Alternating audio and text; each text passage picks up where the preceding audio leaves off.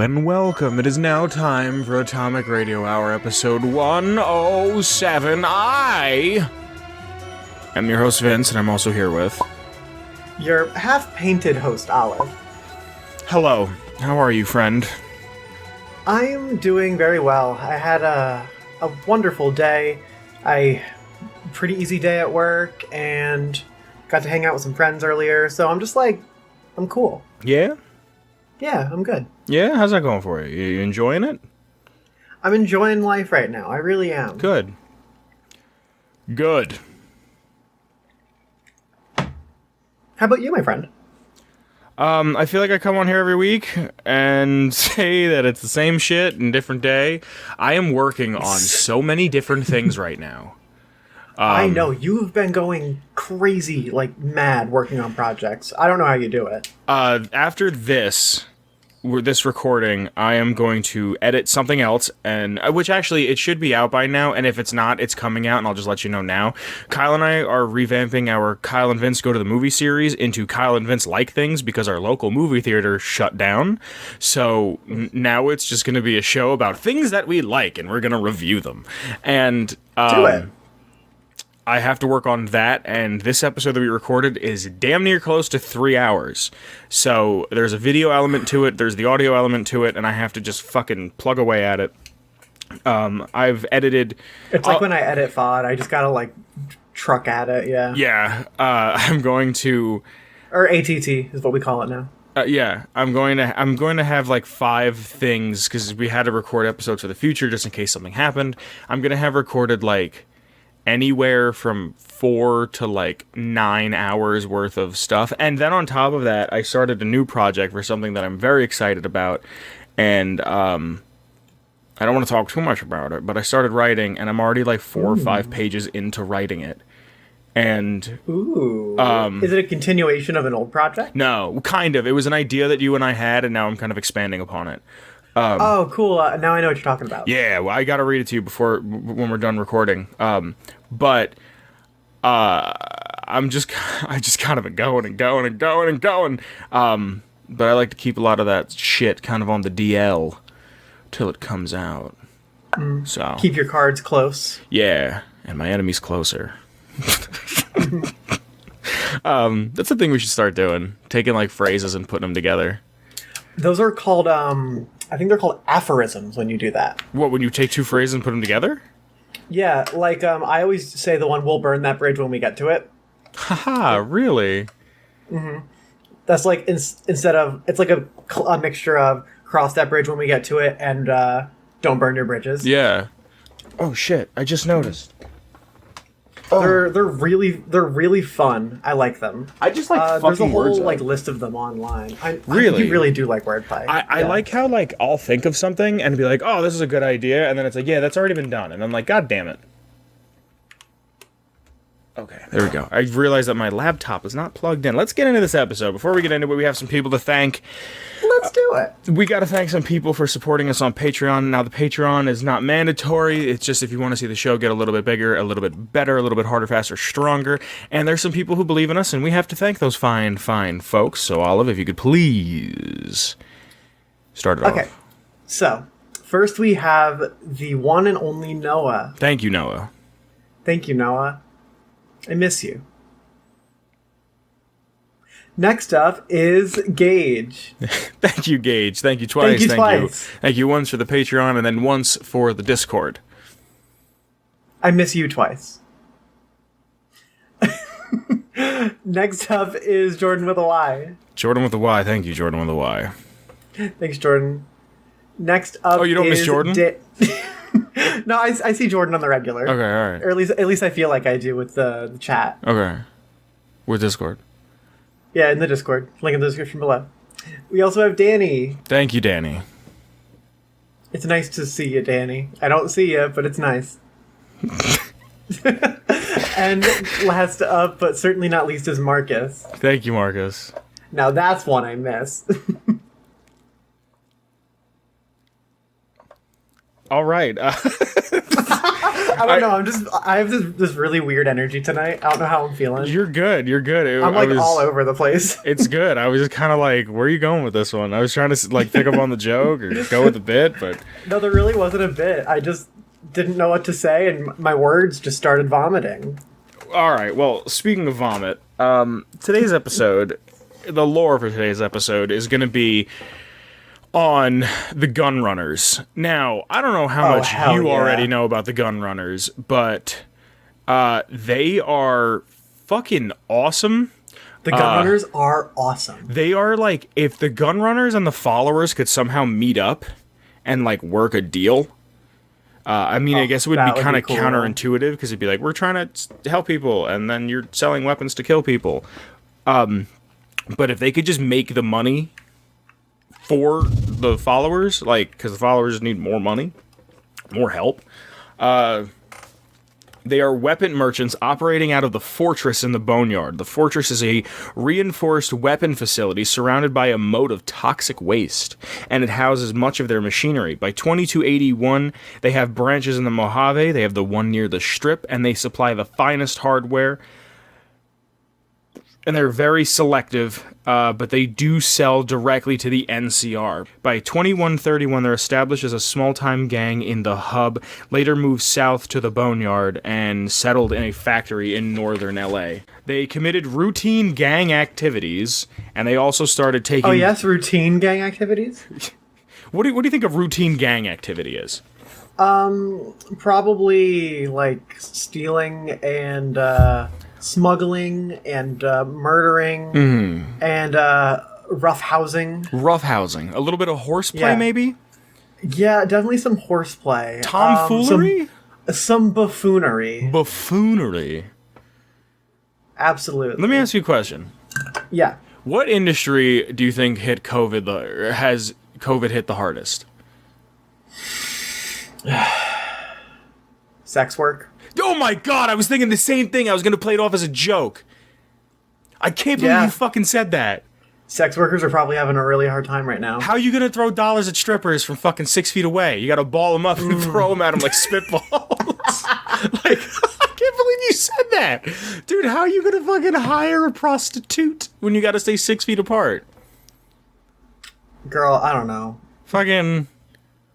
How's the stripper supposed to spit in my mouth if we gotta wear masks? You know what I'm saying? Like... Just, like, spits it through a hose of, like, straws that you put together. I can't believe you fucking said that. I can't believe you said that. Why? Because I really thought you were gonna be like, oh, restaurants. Nah. Wow. They can make do. They really don't deal with bodily fluids. Or at least they shouldn't. I just picture like a hooker with like a face shield on, getting a money shot, like onto the face shield. Yeah, onto the face shield. That has to be on the internet already. COVID doctors porn. Oh, there has to be. Can you look it up? Can you Jamie, look it up? Jamie? Yeah, Jamie can look it up. No, you have to play the role of Jamie. Oh, I don't know who that Jamie is. It's from Joe Rogan's podcast. He has this kid who like just hangs out and like Google shit when he talks about it.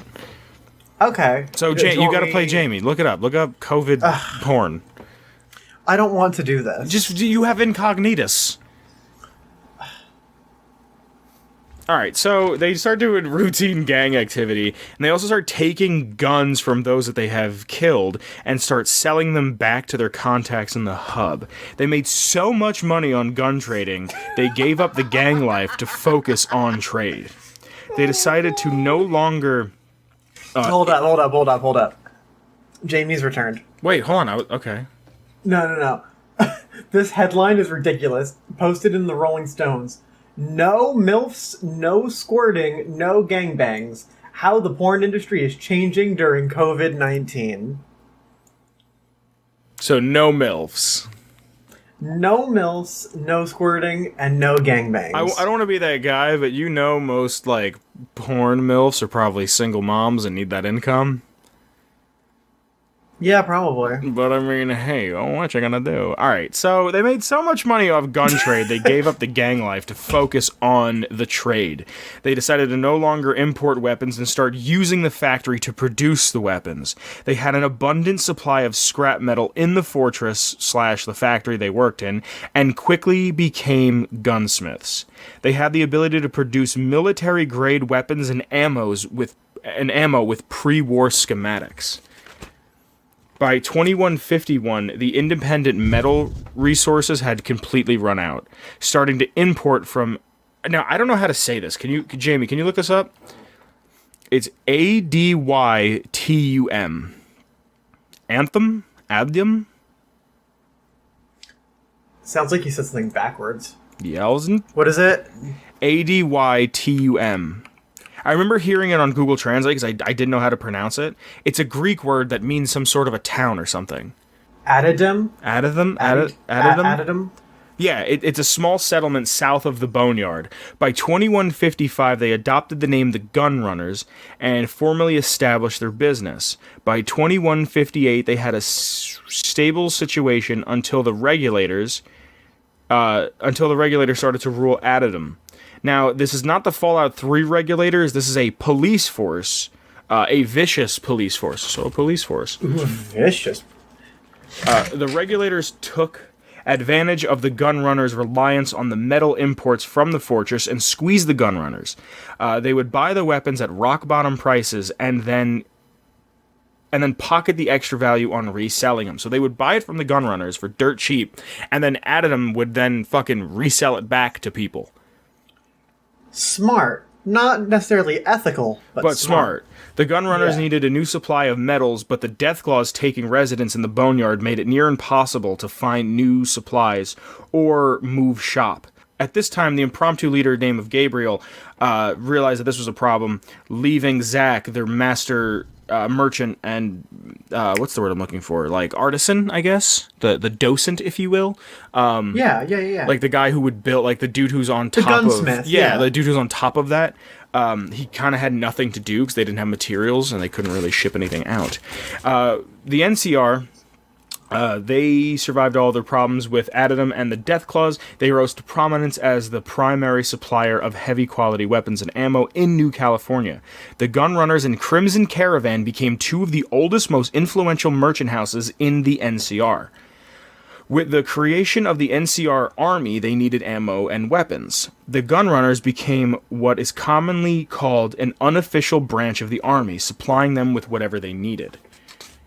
By 2281, from the Boneyard to New Vegas, they dominated the weapons market. The New California Republic Army made up to 90% in regions such as New Vegas and Hoover Dam, meaning they were buying 90% of their weapons. So they became... That's crazy. Yeah, they became symbiotic. Yeah, and like I said before, almost like an unofficial branch of the military, because if they lost that 10% of customers, it wouldn't even hurt them. Like, it would hurt them, but they'd be like, fuck it, we still have steady income. Yeah. They are the envy of most, if not all, competing businesses. The Gun Runners hold too much influence over Crimson Caravan or the Van Graffs to do anything about it. The organization setup is decentralized, loosely organized, mechanists, and weaponsmiths. The prime goal is... The mechanist! I'm sorry. Are you? No. We let you out of the basement for a fucking hour to record. The prime goal is to make the finest high-grade weapons and ammo. Over a century of growth. They have over 150 years of being in business. Over a century of growth. Wasteland, that's pretty impressive. Yeah, well, think about it. Who's going to be in business the longest? The people that are healing, the people that are killing. Because you can't have one without the other. And prostitution, but no MILFs. Over a century. No MILFs, no squirting, and no gangbangs. What if we just get all of that together? Like, let's just put the three together and make it, like, the most taboo COVID. Well, then you have a COVID party and infect all your friends and then you all die. Yeah. But at least we all came together. It's your funeral. Wow, really? You didn't pick up on that one? No, I came up. I picked up on that one. I okay. just like to delightfully ignore it. Okay. Well, over a century of growth and expansion resulted in numerous additional centers of manufacturing in New California. The way their caravans were set up, it was one of two Brahmin loaded with weapons and a large escort of well-armed guards. If a guard is killed, the weapon cases are rigged to explode if someone without proper clearance is to access the case. That's pretty high tech. That's what? That's pretty high tech. Yeah, they're the shit, dude. I'm telling you. They are the shit. They rely on local factories with short delivery routes allowed the gun runners to monopolize the weapon market. All weapons are made on site using military schematics for quality, delivered to nearby clients in bulk or individually. Within the Mojave, they have a local factory near the Strip. They're a cultural element of the NCR's logistic chain and can respond to change at a demand's notice as soon as Isaac, the leader, gets the orders. So the way Isaac works is in his leadership, and there's no strict hierarchy. They rely on they're pretty much experts in their field. And they rely on a kind of flat organization. Kind of, it's just like, you do this, and you do that, and you shut the fuck up. There's guns. Everyone does their part, and you'll be paid. Yeah, there's gunsmiths, guards, supply managers, and they all come together to benefit the company without the boss implying his will. So the guy's kind of in charge, and he says, do this, do that, but he's not like, we need to make sure this happens, and that happens, and this happens, and this. He's just kind of like... hands off. Like, yeah, do it. Do shit. Make me money. I know you're good at what you do. Do what you gotta do, and then just fucking make the money we gotta make and get on with your day. They are the fucking coolest. They are the fucking coolest. I remember all their weapons being the coolest. That's all the notes I have. Yeah, they're a group that I wish there was a little more in-game for them. Especially in New Vegas. I feel like they really missed an opportunity. Yeah, I could understand maybe like with the NCR just kind of like setting up at Hoover Dam and whatnot. Because I think the Battle of Hoover Dam was 4 years prior from when the game starts. So let's just say that they only really took residence and started really, really buying at Hoover Dam and the Strip around 4 years ago, maybe 5, that they were just starting to pop off. But I want to know more about them. They're kind of cut and dry, but at the same time, they have a ton of lore. You know what I mean? Like they have like a ton of knowledge and shit, and they have a history. They were paid that. In the early games, I would assume. Like, that's where they got their basis of, like, lore, right? Mostly, yeah. There's the Gunrunners Arsenal DLC. That's for New Vegas. But the Gunrunners themselves, don't they appear in the first 2 games? Yeah, no, they appear in the first one. They don't appear in the second one.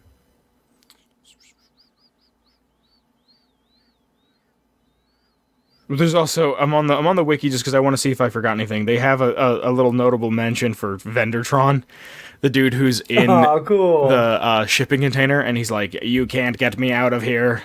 You can't kill me." Which again, like another one of those, like, oh, who the fuck would have thought of that other than a bunch of geniuses with guns? Yeah. Like. So, alright, I fucking skipped a page and it was blank. My bad.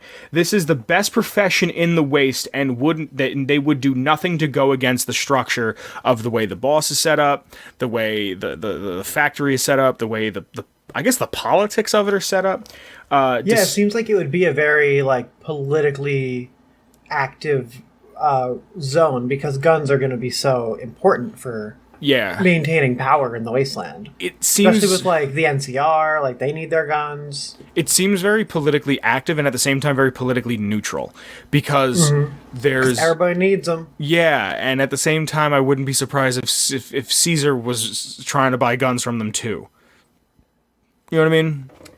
Did they? I didn't think they used guns. Or they only used melee weapons. Some of the higher-ranking legionaries use guns. But it's only some of them.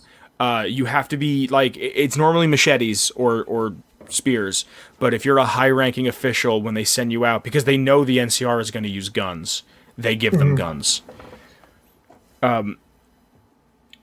Despite all of this, they still have a great deal of political influence. They use lobbyists to ensure that any measure that would impact their business does not leave the Senate, especially if they're putting a tariff on competition. They use lethal force to defend their factories and get rid of industrial espionage. Or I have here, fuck up competitors that have slighted them. Anything from assassinations to using the influence to deny them to various different markets. I'm not gonna lie. We love that. All of us love that. Who is we? Who is all of us? You gotta stop talking for other people. So over 150 years of accumulated machining and manufacturing weapons and ammo experience, making them one of the most capable organizations in the Waste. They can not only make weapons in bulk to fully supply the NCR, but also take old, battered, and abused weapons and restore them to fully functional condition. Even though they use old blueprints of weapons from the pre-war military, they also study and reverse engineer new weapons. Due to every caravan being wiped out, they refuse to work with energy weapons. They believe a rogue Brotherhood of Steel unit takes them out, and they would rather take the hit of the loss from the business that they lose to the Van Graffs. So the Van Graffs must be stupidly rich because of that. Yeah, I don't remember what year the Van Graffs started. But they must have I know the year they ended. The year that I started playing the game. You really don't like the Van Graffs? I fucking hate the Van Graffs. I murder those bitches every time. The Van Graffs. Oh, why? Because your little fucking whiskey girls, not too cool with them? No, I just think they're assholes and I want all their stuff for free. So I steal it all. And then I kill them all. I like them. I'd like to see how big they can really get. Nah. Fuck the Van Graffs. So, just a little behind the scenes for you on the... Also, my little whiskey girl doesn't like them. Did I show you that meme of the Doomer guy? And he's like, hey, you like the whiskey? She's like, yeah, for sure. And then it's just like Heartache's brother. If I can find that, I'll put it on screen. So behind the scenes on the 10 of Hearts on the Fallout New Vegas Collector's Edition, it's the gun runners, and it's like a gun press, like an ammo press or something, like a vice grip thingy. And it says, "It's amazing what passes for a firearm around here. You're better off throwing rocks." Dang. Super cool. Super cool group of people. They're super cool. Yeah, they're like the not evil. They're like the violent version of the Followers, and I really like them. I think that they're cool. They have the coolest shit, especially in the New Vegas DLC. Mm-hmm. Like, all their weapons are awesome. Yeah, they have They just said, "Hey, intern, you like Fallout? Make us some crazy fucking weapons, and we're gonna make a DLC out of it." Yeah. I bought the chainsaw from them on my last run. I think I bought the katana. They have the better anti-material rifle, I remember. Do they? That shit, it's like the most powerful sniper. Really? I remember just the thing in general, but I don't remember them having a better one. You got a little special one. Good shit. Yeah. Good shit. It is some good shit. That's the best shit. Yeah? Yeah. What makes it the best shit? I just like them. They just make me smile. I just like them. They just make me happy. You know what I'm saying? I just think they're neat. Like Marge Simpson. Yeah. Gunrunner's Arsenal. I just think they're neat. That's everything on Gunrunners. Cool. What else you want to talk about? I don't know. I thought you had something planned. I do have something planned. I wasn't sure if we wanted to do that right now, or I don't if have we were going to do that a little bit later. I don't really have anything. I don't really have anything planned. If you can stretch it out for 30 minutes. Segue. We're going to be playing a show that I played a few weeks ago, and it's called "What's Olive Up To?" Oh yes. I don't know. I probably have music in there. If you edit it, I'm gonna put music in. I probably will. Who's the music going to be by? I don't know. I'll have to figure that out at the end of the show. So I've got 5 questions for you. all Okay. related to things that I am up to and interested in right now. Uh-huh. And they're going to be A, B, C, D, multiple choice. Uh-huh. And if you get any of them wrong, then I'm going to leave the call, and this will be my final episode. Cool. Cool. I'll get Kyle on here with me. Yeah, get Kyle on here. Yeah. He's got it. He's got what it takes. Yeah. Very photogenic. Yeah, oh my god. So, the first question. First thing I'm up to is Pose. It is a show, pretty sure by FX. It's awesome. But Pose highlights the New York City ballroom scene with a groundbreaking show for trans representation. How many trans actors are a part of the main cast? So your choices are 3, 5, 7, or 9. You made me watch an episode of this. Did I? Yeah. It's like the first episode, the dude was like getting kicked out of his house. Yeah. The show is awesome. I recommend it to anyone. It takes place in like the early 80s, like late 70s, like when things are still fun, but also not fun for like everyone that's not white. I just remember watching a dude doing a lot of cocaine. Yeah, I just spilled my water all over me. You gotta drop something in an episode. Yeah. This time I dropped the ball. I want to say 7. I'm thinking 5 or 7. What's your final answer? I don't know. Well,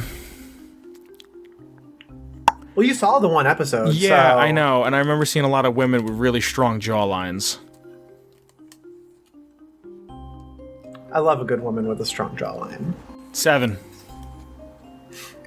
I'm sorry, that's incorrect. Really? 5. Really? 5. Yep. Well, the show's not that great as you thought because there's not enough representation, if you ask me.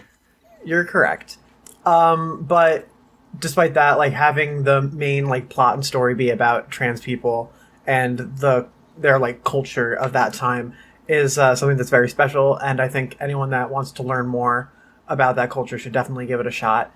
I mean, I wouldn't. 5 actors, no, do research. Don't fucking watch television. Like, unless you're watching a documentary. If you actually want to learn something, fucking Wikipedia is free. It's true. So, do you want me to go through the different actors, or move on to the next question? If you want. This is your segment. I'm just here. This is my segment. So the first one is India Moore. I love her, and I am so attracted to her, and she is just perfect and so pretty and gorgeous. Next up is MJ Rodriguez. She plays Blanca, who's like the main character that the story follows. Okay. Next up is Dominique Jackson. She plays Electra, the bitchy house mother that basically makes everyone's lives miserable, and she's super rich. Mm-hmm. Next is Haley Sahar. She plays one of the extended cast members she's on one of the different like ball houses. And her best friend in the show is a character portrayed by Angelica Ross, who is another just absolutely stunning actor. She has an amazing part in season 2, and I really, really recommend that you guys check it out. There's a season 2? There is a season 2. Season 2 is really good. I only thought there was the 1. Okay, cool. I'm pretty sure that they're confirmed for a 3rd season. All right. Hey, I don't want to change subject on you, but breaking news. Okay. Donald Glover is returning as Lando Calrissian for his own Disney Plus series as a young Lando. Young Lando? I will not be watching Disney Plus. I will not be giving Disney any more of my money. As far as I'm concerned, they are up there with Amazon and the Waltons. But fuck do I want to see that. I love Donald. Alright, sorry, go on. That sounds really good. Oh, Young Lando series. Alright, so you're 0 for 5 right good. now. Or 0 for 1. I don't know how sports work. Next up, another thing I'm up to is Saints Row 4. I went back and I replayed it. It's a really fun game. But question for you. In Saints Row 4, the leader of the Saints fights against an alien threat. What is the name of the alien overlord? Your choices are A. Cronrax. B. Zinyak. C. Draxia. Or B. Globrax. It's either A or B. Can I hear A and B again? Cronrax and Zinyak. It's not Cromrax because that's from Borderlands. What was C? Draxia. And what was the last one? D? Globrax. Globrax? If Globrax is the answer, I'm gonna fucking be very upset. Because that's just fucking the glob go glab glab. You remember that fucking meme? Yeah. I don't know why, but I did find it funny. The glob go glab glab? Yeah, something about it was just like so uncanny and stupid. I think what was funny to me about it was that it was from a Christian cartoon. Thought it was from Casper the Friendly Ghost. What? I thought it was from Casper the Friendly Ghost. No, it's from like a Christian cartoon. Oh shit, okay. Yeah. B. You're correct, it is Zinyak. Fuck yeah. So, that dude's an asshole, and I have had a lot of fun going back and kicking his ass over and over again by thwarting his plans. I think it's funny that Saints 4 is like a game that you very much enjoy. I know, because like, I think the thing that I like about it is that like Saints Row 2 was very like much trying to be in the same space as Grand Theft Auto. Saints 2? Yeah, Saints 2. I mean, I wouldn't say so, but sure. Well, what would you say then? I would say Saints 1 was trying to be more like GTA, but a little wackier, and then Saints 2 was just like, let's turn up that whack factor. And then in 3, they went pretty wacky again. Yeah. I loved 3. 3 is one of like my top games of like, I love it. Really? But 4, when I played it the first time, I didn't like it. But going back now, some of the mechanics just rock so much that I can forgive the kind of like meh story just because I love playing the game so much, like the handling and using the powers and just being really like, yeah, it's just so fun. So next question for you. This one you should know. If you don't, I'm gonna be sad. So, third thing I'm up to, I'm playing Atomic Tabletop. Here on the show, we play Fallout D&D every once in a while. Like, we try to do every month, but last time how's the editing going? The editing is going just fine. Have you started it?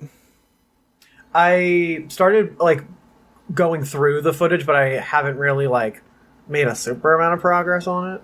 There's no, like, effects. It's just, like, cutting down ums and stuff. Okay. But, what version of Atomic Tabletop are we playing? Option A is 1.5. Option B is 3. Option C is 3.5. And option D is 4. What version of my crazy convoluted game are we playing?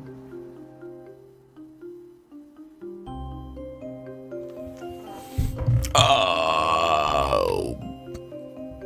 3.5. If it's not 3.5, it's 4. You're right, it is 3.5. I knew it. And, fuck yeah. The reason that it's 3.5 is because it's based on the original system that I had for version 3, but with a couple tweaks, and I had to throw in a little D&D reference there because everyone just loves 3.5. Current version of the game is 3.5, and I think it rocks. If you guys listen to the show, you can probably tell that we have a lot of fun with it. Maybe one day, when I finish it, I'll release it to y'all. Yeah, I knew it was most likely 3.5, because I knew it wasn't 1.5, because 1.5 was when I had the ability to talk to fucking doors. God, I could murder you right now. But, yeah, I knew it wasn't 4, but I had a feeling. What's the next question? Maybe someday. So, the next thing I'm up to is Drag Race Canada. So, RuPaul's Drag Race is a show about a bunch of gay people dressing up as women and strutting their stuff and dancing and lip syncing and just embodying talent and charisma. And it's a show that I really like, but they just released a new show called Drag Race Canada. However, this time it is not hosted by RuPaul.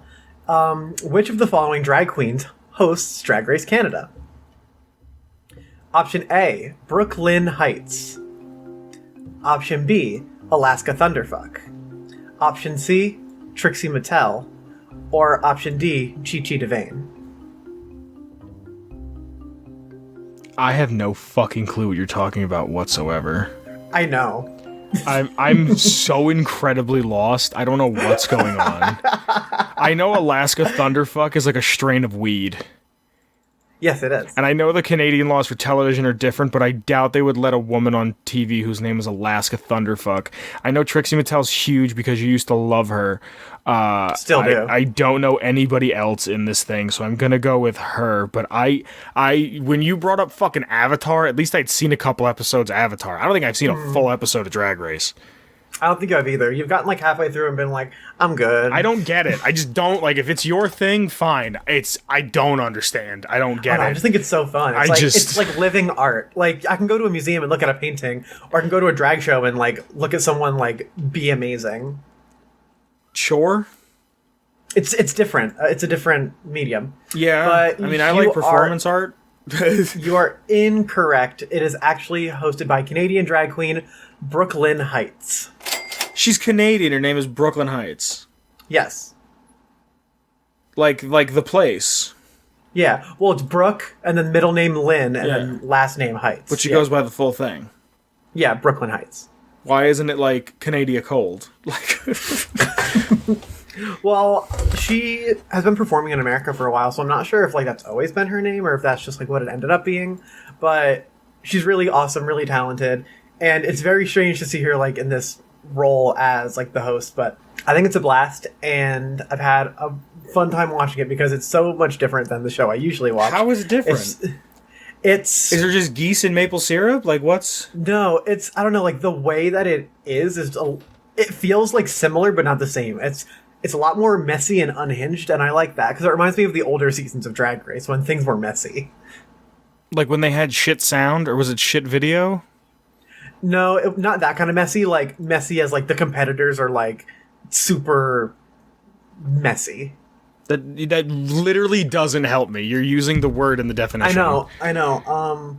Like extra dramatic and going after each other and like making good reality TV.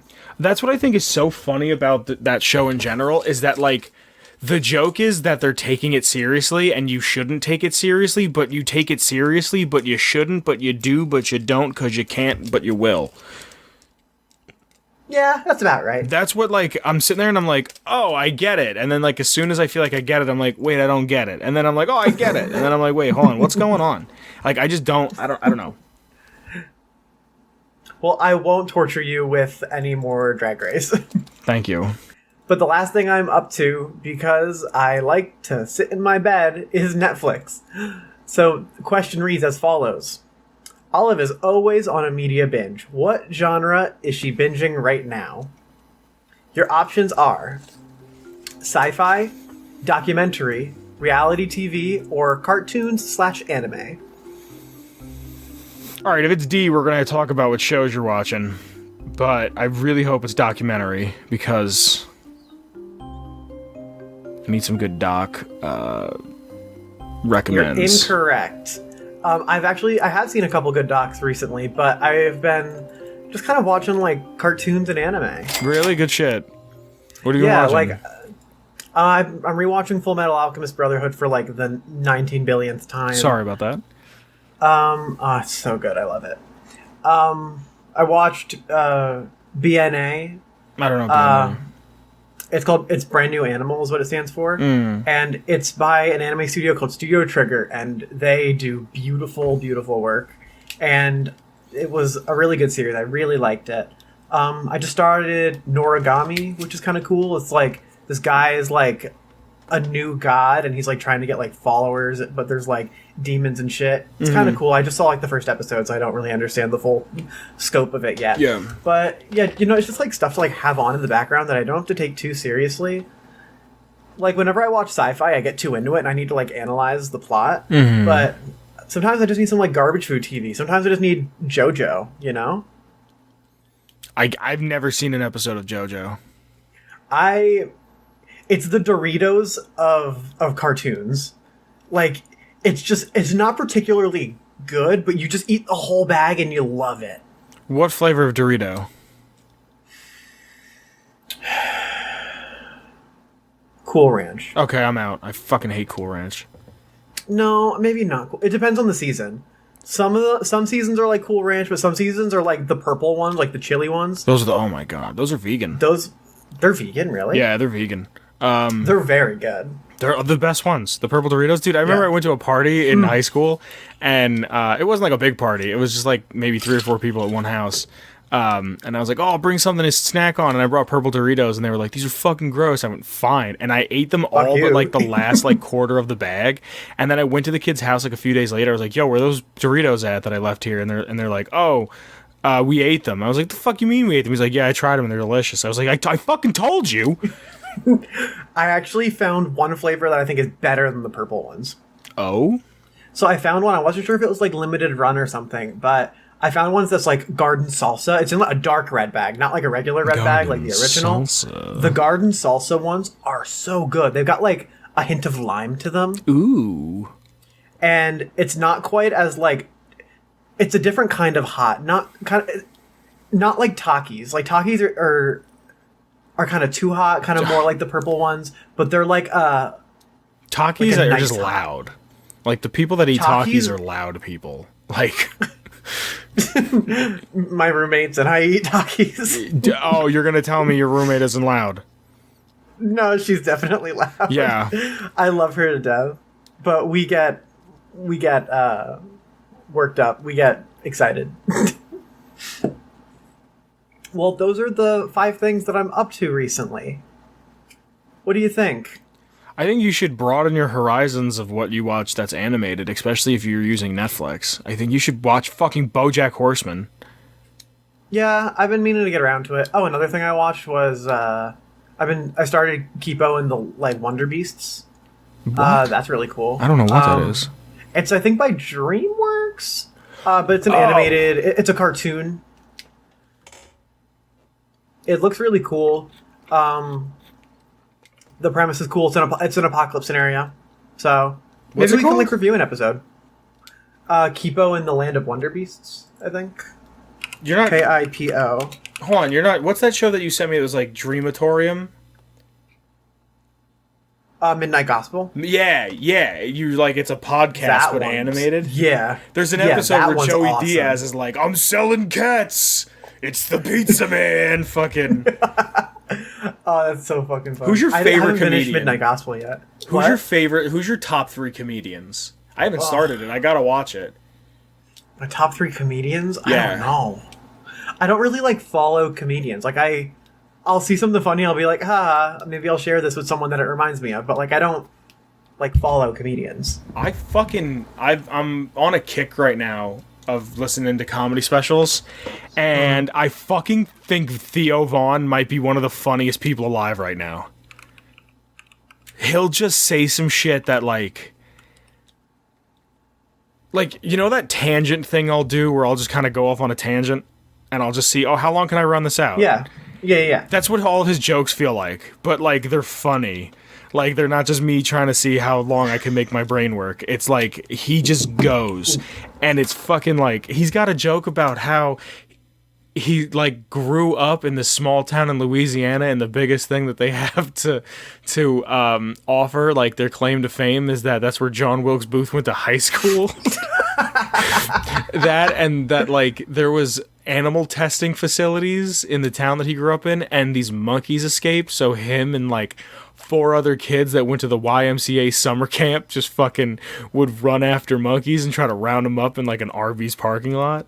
Like, just Jesus. It's so fucking fun. Like, I don't want to tell his jokes, but so fucking funny. I was at work listening to it. I was dying. Like, I was in public. People like looking at me. I'm like, haha. All right, I think I found 3. Okay. So I'm a basic white bitch, and I like John Mulaney a lot. Mm-hmm. I don't know. I find his comedy funny. It's very like showy. It kind of like reminds me of, a theater kid, of course. You're not a fucking theater kid.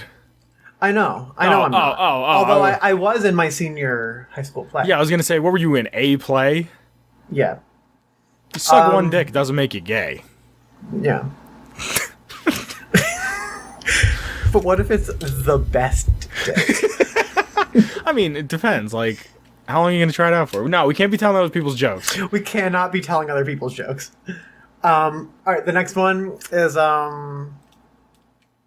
I liked Donald Glover's comedy. Yeah, but I wouldn't even consider him a comedian anymore. I would just consider him the second coming of Christ. Fair. He's young Lando, and he's funny. He's on Community. Like, fucking, I kind of do this, but I don't. I love how every joke with him was the same joke, but it was always funny. You know what I mean? Mm-hmm. Oh, fuck. So, the last one is one that I saw on a TED Talk, actually. Okay. And his name is James Veitch. Okay. Really funny guy. So, he has this one TED Talk that's called, "This is what happens when you reply to a spam email." Oh, this guy. Yeah, I've seen this. Yeah, and he's like, it replies to one of those, like, if you give us, like, $2,000, we'll give you $10,000. And he's like, "I'm interested in your proposition." And, like, goes on this big email chain with this scammer that's trying to get his money. And, like, escalates things incredibly far with like, fake emails and stuff. It's so funny. And he has another bit about ducks, like little rubber ducks. Okay. Where he was living with people, and he got, like, an 100-pack of tiny rubber ducks on Amazon and just started leaving them around the house. Okay. And then his roommates were like, "Dude, what's with the ducks?" And he's like, "Oh, it's just a prank. Like, don't worry about it." But then he got a lot more and started, like, making scenes out of them. Like, he made, like, a mock, like, Titanic in the, like, bathtub, and he would just, like, leave it there for his, like, roommates to find, or he'd, like, make them, like, come out of the drain and, like, swarm out of the sink. Like, it got, like, so insane. And when the roommates finally said enough and said, "No more ducks," he said, "But can I have one duck, one rubber duck?" And they were like, "Okay, fine." And he got the biggest rubber duck he could find. And it's, like, the size of his living room. It's ridiculous. It's so funny. But, like, the concept really isn't that funny, but the delivery it is. Yeah. It seems like so much work. Yeah, it was really funny. If I remember, I'll throw some links to, like, the TED Talks in the description. Cool. Is there anything else you want to talk about? We're kind of, like, close to the end where we can talk about something, but, like, we don't have enough time to get into something big and deep. How are you feeling? I'm alright. I'm actually on a high lately. Really? Yeah. I think it's because of me just being productive and working on a lot of things and just kind of... You're, like, massaging your brain? Yeah. Yeah, I've been in, like, this kind of weird, like, go-get-em mode. Like, I've been trying to buy and sell more things to sell on eBay. Just so I could make sure I have enough money to have a great time in Japan and I can pay my car off and whatnot. But I don't know if I'm going to even go because the U.S. is fucking dumb and no one wants to wear a mask. And oh, yeah, hey, guys, remember, wear your mask. Yeah, even if you think it's a crock of shit, which it most definitely is not, and it is proven. Yeah. Please do it because it will lead to reduced transmission of COVID-19 and other airborne illnesses. And if you don't, it can save you from a billion things, like not just COVID. Like you can not get the flu and like pollution, air pollution, and like some shitty snotty kid that's gonna give you a stomach flu. Yeah, like. Wear a mask. It's just good practice. It's common decency. And you can protect people that are at risk. I've noticed, you know it, especially since I had my concussion a little over a year ago, I get really, really nervous around crowds now. And I never did. And I think that was kind of because of me being, like, kind of shut in the house, and I had to kind of stay to, like I was social distancing, which also, I read that social distancing isn't a great term for it because we're not being socially distant, we're being physically distant. Distancing. So I was being physically distant about a year ago before anything COVID related hit, and it was just because of I had a concussion, and they said stay home and I couldn't be in the light, and they just said let your brain relax. So ever since then, I kind of have this God, weird... that was an awful time for you, wasn't it? Oh my God, dude, I was doing the show. You can never let your brain relax.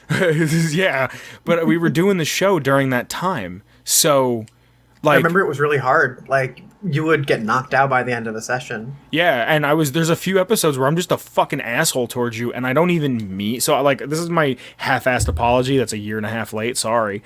But I'm just kind of... Shit happens. Like, I just couldn't... Like, I didn't realize I was doing it.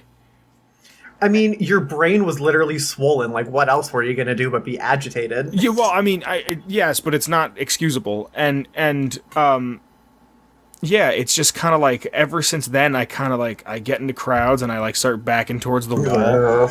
And recently I've noticed I'm just so used to places being no more than 10, 15 people that when I start seeing it hit about 15 people, I get like overwhelmed, which is just, I guess, a side effect of this.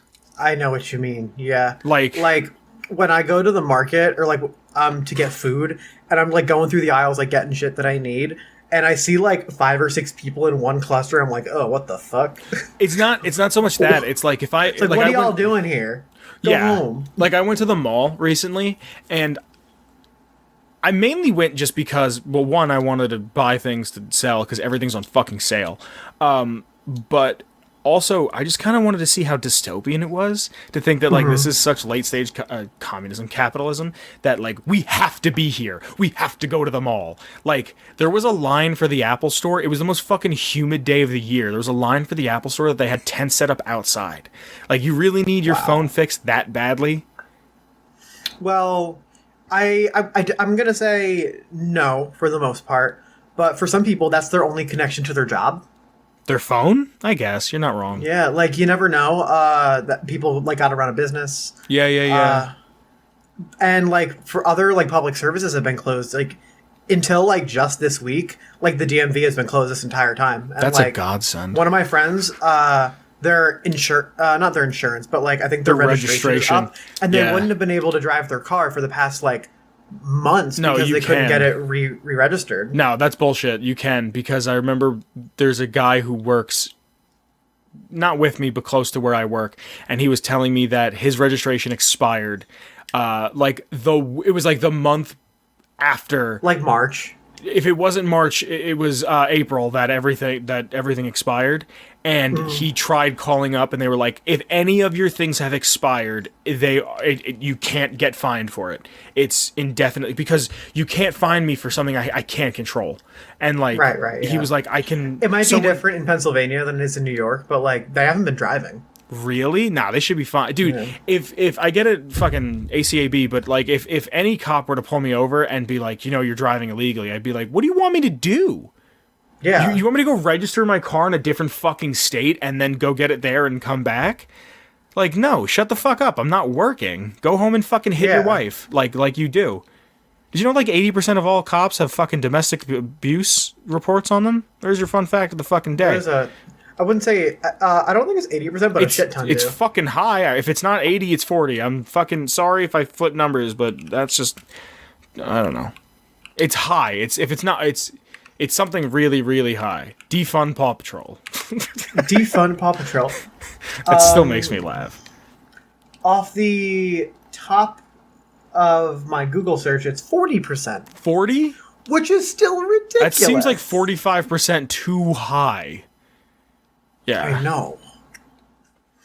No, anyway. I'm sorry. You are correct. It's 40% of all cops have a domestic abuse charge against them. 80% of all women that called the police because of domestic abuse said they wouldn't do it again because they felt like the cop showed up and said, stop it, and left, and nothing happened. Like, nothing happened. There was no follow-through. That's where I got 80% from. I apologize. Well, let's use our last, 2 minutes as a PSA. Don't abuse the person you're in a relationship. Wear your mask. The only time you're allowed to abuse the person you're in a relationship with is if you have a safe word. Yes. Practice safe sex. Is that considered safe sex? Yeah. I thought safe sex was just like wearing a condom and shit. Is mean, birth control considered safe sex then, or is that considered a precautionary measure? Which I guess a condom is. So yeah, all right, I answered my own question. Yeah, they're all kind of precautionary measures. There was one time. Word is I'd say safe words are considered a safe sex practice. Okay. Like making sure that your partner's taken care of and safe. Yeah. Yeah. Do you know who makes me feel safe? Who would that be? Shane Ivers. If you want to get our intro music, that's Feather Duster. You can get it at www.silvermansounds.com/free music/featherduster. I just had a brain fart. Yeah, I heard that. That was hot. Yeah, did you hear it? Just like hear me stall out and have like dial-up sounds? Yeah, you're just like, Vince, yeah. Where can they find us? If you'd like to follow us, I'm sorry, hold on. I just remembered something. I just checked Twitter quick and I forgot it happened. The Irate Gamer and the Angry Video Game Nerd did a video together. And there's a version of me in like the 4th grade who's freaking out because the Irate Gamer completely ripped off the Angry Video Game Nerd, and like the fact that they made a video, it's just fucking crazy. Sorry, everybody. Sorry. You can find us on Twitter. You can find the show on Twitter. You can find me on Twitter. You can find Olive on Twitter. There's links in the description below. You can follow us on our Discord, which I recommend highly. And if you want to give us, if you want to give us a little bit of support monetarily, you can throw us a couple bucks by buying something on our Redbubble. You could buy a shirt, a sticker, a clock, a block, a duvet, a shower curtain, a bag, a cup, a mug, or you can go to our Patreon and throw us a couple bucks there. There are some tiers. There are some bonus stuff. There is some bonus stuff there. You can play D&D with us. Yeah, you can play D&D with us. Yeah. You were supposed to figure out how to get it where we can upload episodes early there, but whatever. Yeah. But we have to thank, as you heard previous in the show, we did thank those people who have thrown us, the fine folks who have thrown us a couple bucks. And we thank you, and we love you. We do. I think that's everything for this episode. That's episode 107 in the bookity books. In the book, in the bag, and in your hearts. Goodbye, everyone. I'm leaving now. Goodbye. I have to edit. Atomic Radio Hour Podcast.